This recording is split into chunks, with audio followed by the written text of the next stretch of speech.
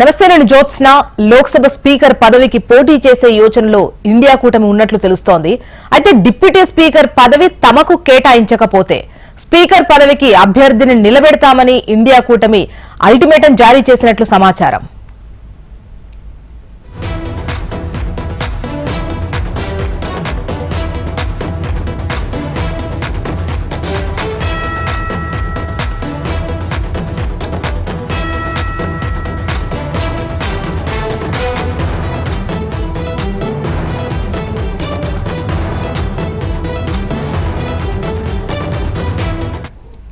Right, Lok Sabha speaker పదవికి పోటీ చేసే యోచనలో ఇండి కూటమి ఉన్నట్లు తెలుస్తోంది. అయితే డిప్యూటీ స్పీకర్ పదవి తమకు కేటాయించకపోతే స్పీకర్ పదవికి అభ్యర్థిని నిలబెడతామని ఇండియా కూటమి అల్టిమేటం జారీ చేసినట్లు సమాచారం.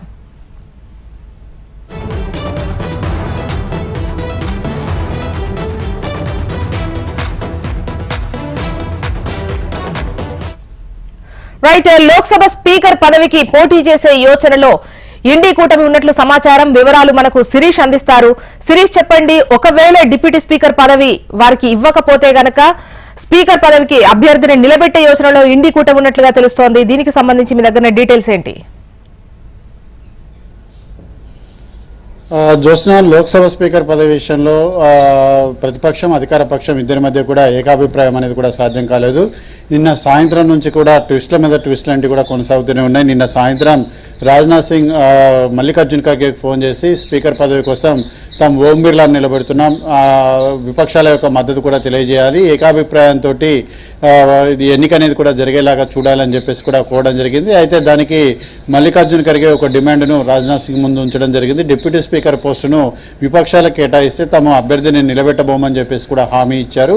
కానీ నిన్న సాయంత్రం నుంచి ఇప్పటి వరకు కూడా రాజ్నాథ్ సింగ్ వైపు నుంచి ఎటువంటి సమాధానం కూడా లేదు అని చెప్పేసి కొద్దిసేపటి క్రితం రాహుల్ గాంధీ పార్లమెంట్లో మీడియాతోటి మాట్లాడుతూ స్పష్టం చేయడం కూడా జరిగింది. సో ఇటు ఎన్డీఏ, ముఖ్యంగా ప్రధానమంత్రి నరేంద్ర మోడీ ఆధ్వర్యంలో నడిచే ఎన్డీఏ కూటమి ఇటు ఆపోజిషన్ను ఏమాత్రం కూడా పరిగణలోకి తీసుకోవడం లేదు. మల్లికార్జున్ ఖర్గేను తీవ్రంగా అవమానించింది. ఇప్పటివరకు కూడా వాళ్ళ వైపు నుంచి ఎటువంటి కాల్ అనేది కూడా లేదు. కాబట్టి తమ ఒక కీలకమైన నిర్ణయం తీసుకోబోతున్నామని చెప్పేసి కూడా స్పష్టం చేయడం జరిగింది. అయితే కొద్దిసేపు క్రితమే జేడీయూకు సంబంధించిన లలన్ సింగ్, అదేవిధంగా కేంద్ర మంత్రి పీయూష్ గోయల్ ఇద్దరు కూడా మీడియాతోటి కూడా మాట్లాడారు. అయితే కండిషన్స్ తోటి ప్రజాస్వామ్యాన్ని నడపలేము, కన్సెన్సస్ తోటి మాత్రమే ప్రజాస్వామ్యాన్ని నడపొచ్చు, ఈ విధంగా కండిషన్స్ పెడతామంటే మాత్రం ఒప్పుకునే ప్రసక్తి లేదు అని చెప్పేసి కూడా ఇండియా కూటమి ప్రతిపాదనను కూడా తిరస్కరించడం కూడా జరిగింది. కొద్దిసేపు క్రితమే ఇండియా కూటమి అభ్యర్థిగా లోక్సభ స్పీకర్ పదవి కోసం ఓం బిర్లా నామినేషన్ కూడా దాఖలు చేశారు. అయితే ఇండియా కూటమి తమ కూటమి అభ్యర్థిగా కాంగ్రెస్ పార్టీకి సంబంధించిన కె సురేష్ను ప్రతిపాదించినట్లుగా కూడా తెలుస్తోంది. ఆయన కూడా మరికొద్ది సేపట్లో నామినేషన్ అనేది కూడా దాఖలు చేస్తారు. యాక్చువల్గా 12 గంటలకు డెడ్ లైన్ అవుతుంది, అంటే లోపల ఏం జరుగుతుంది అనేది కూడా తెలియదు. 12 గంటల లోపల కనుక ఇద్దరు అభ్యర్థులు కనుక నామినేషన్ దాఖలు చేసినట్లయితే స్వతంత్ర భారతదేశ చరిత్రలో మొదటిసారి లోక్సభ స్పీకర్ పదవి కోసం ఎన్నిక అనేది రేపు జరిగే అవకాశం అనేది కూడా ఉంటుంది. రేపు ఉదయం 11 గంటలకు సభ ప్రారంభం కాగానే ప్రస్తుతం ప్రొటెం స్పీకర్గా కొనసాగుతున్న భతృహర్ మెహతా ఈ లోక్సభ స్పీకర్ ఎన్నికను కూడా నిర్వహిస్తారు. దీనికి సంబంధించి సీక్రెట్ బ్యాలెట్ ఓటింగ్ ద్వారా ఈ ఎన్నిక అనేది కూడా నిర్వహించాలనేది ప్రతిపాదన ఉంది. అయితే ఇప్పటివరకు కూడా లోక్సభ ప్రారంభమైనప్పటి నుంచి ఇప్పటివరకు కూడా స్పీకర్ పదవి కోసం ఎన్నిక అనేది కూడా జరగలేదు. ఒకవేళ జరగాల్సి వస్తే మాత్రం మొదటిసారి ఎన్నిక అనేది కూడా జరుగుతుంది. చివరి ప్రతిపాదనగా రాజ్నాథ్ సింగ్ ఛాంబర్కి ఇటు టీఆర్ బాలు, అదేవిధంగా డిఎంకేకి సంబంధించిన టీఆర్ బాలు, కాంగ్రెస్ పార్టీకి సంబంధించిన కేసీ వేణుగోపాల్, అఖిలేష్ యాదవ్ వీళ్ళు ముగ్గురు కూడా వెళ్లి మాట్లాడడం కూడా జరిగింది. అయితే రాజ్నాథ్ సింగ్ కూడా ఈ విషయంలో చేతులెత్తేసినట్లుగా కూడా సమాచారం. ఎందుకంటే కండిషన్స్ తో ప్రాతిపదికన డిప్యూటీ స్పీకర్ పోస్ట్ అనేది కూడా విపక్ష కూటమికి ఇవ్వలేము, మాకు స్పీకర్, డిప్యూటీ స్పీకర్ 2 పదవులను కూడా గెలుచుకునే మద్దతు అనేది కూడా మాకు ఉందని చెప్పేసి ఆయన స్పష్టం చేసినట్లుగా కూడా తెలుస్తోంది. సో కె సురేష్ నామినేషన్ దాఖలు చేశారా లేదా, అతని నామినేషన్ యాక్సెప్ట్ అయిందా లేదనేది కూడా చూడాలి. సాయంత్రం 5 గంటల వరకు నామినేషన్లు విత్డ్రా చేసుకోవడానికి, స్క్రూటినీ కావడానికి కానీ అవకాశం అనేది కూడా ఉంది. 5 గంటల వరకు దీనికి సంబంధించి టైం అనేది కూడా ఉంటుంది. అయితే ఇప్పుడు 12 గంటలకు మాత్రం నామినేషన్ అనేది కూడా దాఖలు చేయాల్సి ఉంటుంది. ఆపోజిషన్ ప్రస్తుతానికైతే ఆపోజిషన్ సమాచారం కూడా అందుతోంది. కాంగ్రెస్ కాంగ్రెస్ పార్టీకి సంబంధించిన కె సురేష్ ఇండియా కూటమి అభ్యర్థిగా నామినేషన్ అనేది కూడా దాఖలు చేసినట్లుగా కూడా సమాచారం.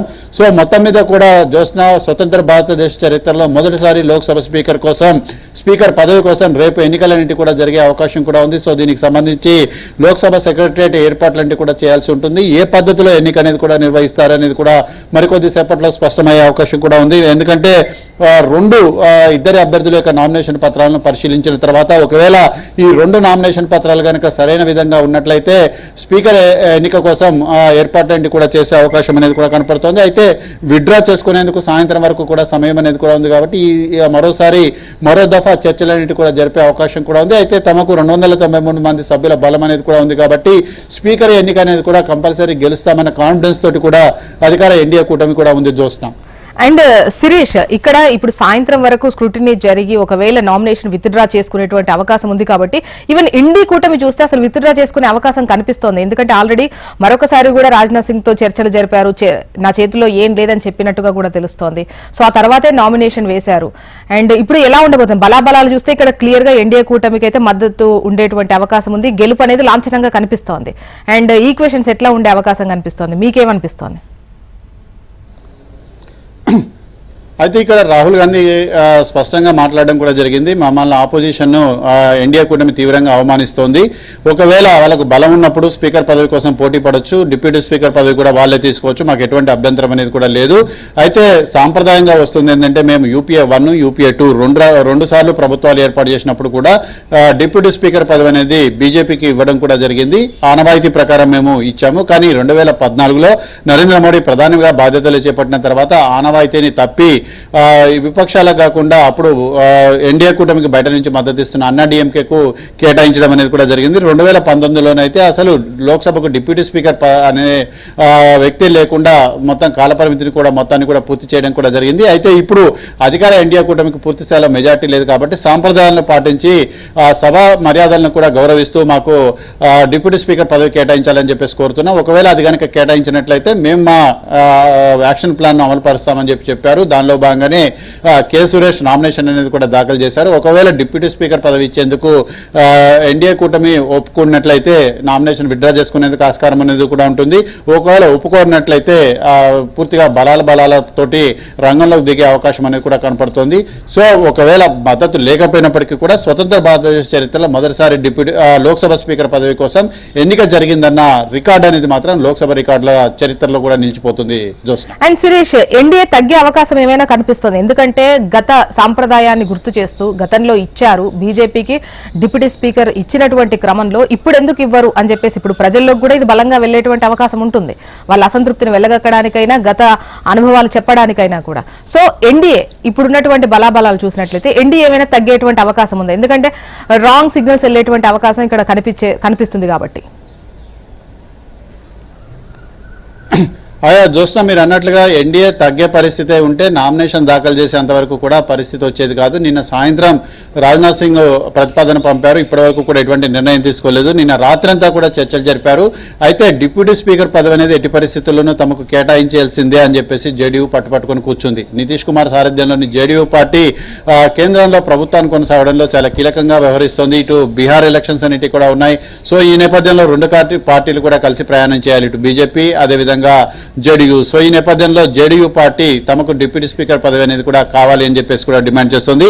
అవసరమైతే భాగస్వామ్య పార్టీలతోటి మిత్రపక్షాలతోటి మాట్లాడడానికి నితీష్ కుమార్ సిద్ధంగా ఉన్నారు కాబట్టి ఇవంతా కూడా మేము చూసుకుంటాం. డిప్యూటీ స్పీకర్ కోసం కూడా అవసరమైతే ఎన్నిక అనేది కూడా నిర్వహించండి, తాము గెలుచుకుంటామన్న ఆశాభావంతో కూడా జేడీయూ వ్యక్తం చేస్తోంది. ఇంతకుముందే మీరు జేడీయూకు సంబంధించిన సీనియర్ మంత్రి లలన్ సింగ్ అదేవిధంగా బీజేపీకి సంబంధించిన సీనియర్ మంత్రి ఇద్దరు కూడా మీడియాను ఉద్దేశించి మాట్లాడడం కూడా జరిగింది. కాబట్టి దాదాపుగా జేడీయూకు డిప్యూటీ స్పీకర్ పోస్ట్ ఇచ్చేందుకు అంగీకారం తెలిపినట్లుగా తెలుస్తోంది. ఎందుకంటే టీడీపీని డిప్యూటీ స్పీకర్ పోస్ట్ తీసుకోమని చెప్పేసి కూడా కోరారు. కానీ టీడీపీ అందుకు నిరాకరించిన పక్షంలో జేడీయూ ఈ ప్రతిపాదనను తీసుకొచ్చింది.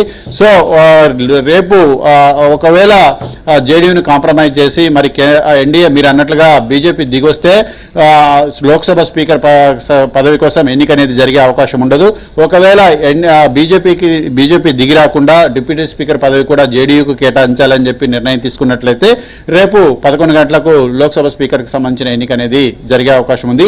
ఈ ఎన్నికను ఏ విధంగా నిర్వహిస్తారనేది కూడా మరికొద్ది సేపట్లో స్పష్టమవుతుంది. అంటే సీక్రెట్ బ్యాలెట్ ద్వారా నిర్వహిస్తారా లేదా సభలో సంఖ్యాబలాల ఆధారంగా నిర్ణయిస్తారనేది కూడా చూడాలి.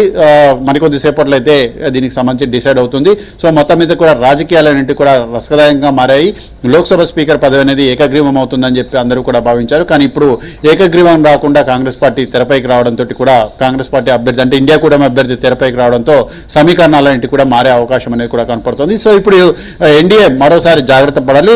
అంటే ఇండైరెక్ట్ గా రేపు నరేంద్ర మోడీ ఒకవేళ లోక్సభ స్పీకర్ పదవి కోసం కనుక ఎన్నిక కనుక జరగాల్సి వస్తే రేపు ఇండైరెక్ట్ గా నరేంద్ర మోడీ సర్కారు లోక్సభలో విశ్వాస తీర్మానాన్ని ఎదుర్కోవాలంటే ఒకవేళ విశ్వాస పరీక్షను ఎదుర్కొన్నంత అవుతుంది. ఎందుకంటే లోక్సభ స్పీకర్ పదవి కోసం జరిగే పోటీలో కనుక ఎన్డీఏ అభ్యర్థి ఓడిపోయినట్లయితే కేంద్ర ప్రభుత్వం రాజీనామా చేయాల్సి ఉంటుంది. కాబట్టి ప్రతిష్టాత్మకంగా తీసుకుని అన్ని పార్టీలు కూడా విప్ జారీ చేస్తూ ఎలక్షన్లో తప్పనిసరిగా పాల్గొనాలని చెప్పేసి చెప్పడంతో పాటుగా కంపల్సరీగా ఓటింగ్ అనేది క్రాస్ ఓటింగ్ అనేది కూడా జరగకుండా స్పష్టంగా ఓటింగ్ పడేలాగా ఏర్పాట్లంటివి కూడా చేయొచ్చు. బయట నుంచి ఉన్న పార్టీల యొక్క మద్దతు కూడా తీసుకునే ప్రయత్నం కూడా చేయొచ్చు. సో ఏం జరగబోతుంది అనేది కూడా మరికొద్ది సేపట్లో తెలియబోతుంది. రైట్, చూడాలి శిరీష్. మొత్తానికైతే కాంగ్రెస్ నుంచి కె సురేష్ అయితే నామినేషన్ దాఖలు చేశారు. సాయంత్రం 5 గంటల వరకు ఈ నామినేషన్ ఉపసంహరించుకునే అవకాశం ఉంటుంది. మరి ఈ 5 గంటలలోపు మేబీ క్లారిటీ వచ్చేటువంటి అవకాశం ఉంది. స్పీకర్ కు సంబంధించి ఎన్నిక ఉంటుందా ఉండదా అనేదాన్ని